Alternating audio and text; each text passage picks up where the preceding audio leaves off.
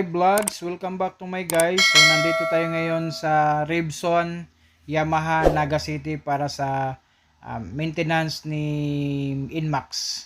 So kailangan na siyang ipa-maintenance guys, sa 12,000 km na siya eh. So shout out nga pala kay Norman Olor at saka kay Elgin Toyor. So punta tayo sa loob ng Revson. So habang nakapila si Inmax, titingin-tingin muna tayo dito sa loob ng Revson. Baka may bighani o nabighani na ako sa mga big bike dito sa loob ng Revson mga kabisakol. So yan, dito yan sa loob yan. Oh. Yan nakasalang na si Inmax. So antayin ko na lang hanggang matapos yan.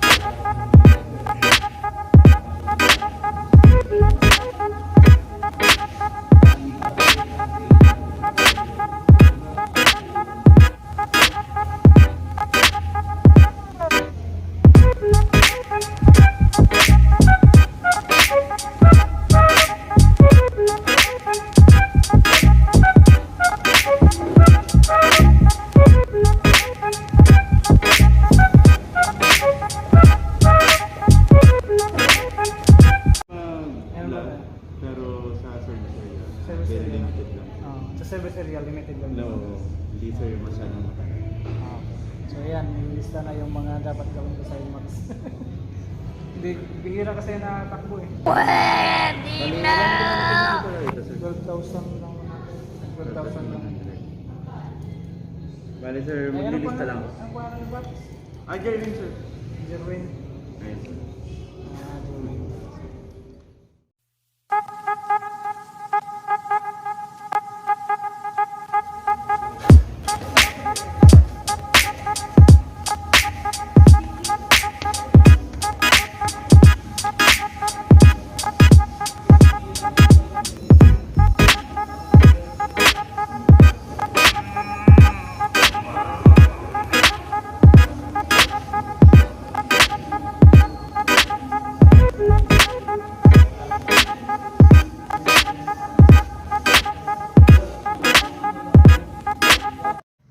So ayan, nandito pa din tayo sa loob ng Revson.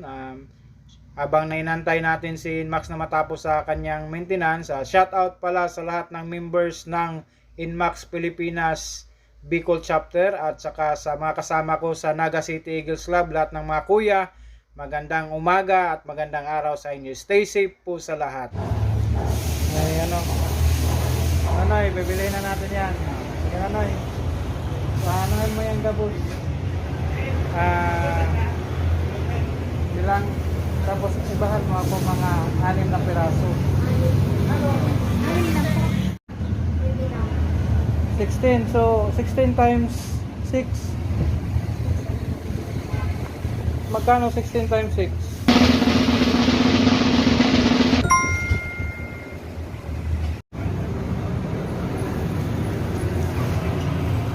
Saan ka na ulit Noy? Ha? Triangulo? O, tapos yung 10 ibahan mo na naman. Balot mo na 10.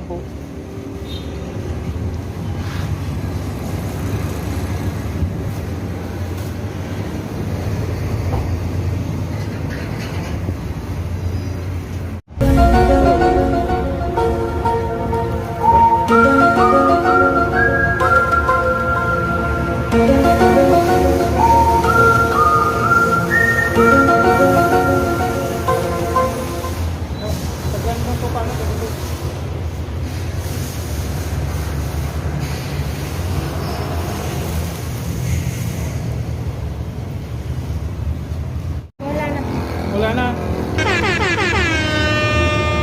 Okay. Dublihin mo daw na eh. Yan, bilang gusto daw na yung pangalan mo na eh. MJ po. MJ, ubus na. So ayun guys, nakabili tayo ng lumpia sa kay MJ. So antay na lang tayo na matapos yung pa-maintenance natin kay Inmax. Kainin mo natin yung binili natin kay MJ.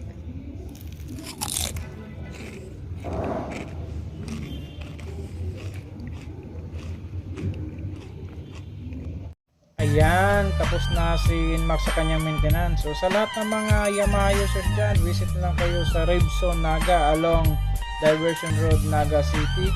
At huwag kalimutang bumili ng lumpia kay MJ kung makita nyo pagpunta nyo sa Revson. Bye bye!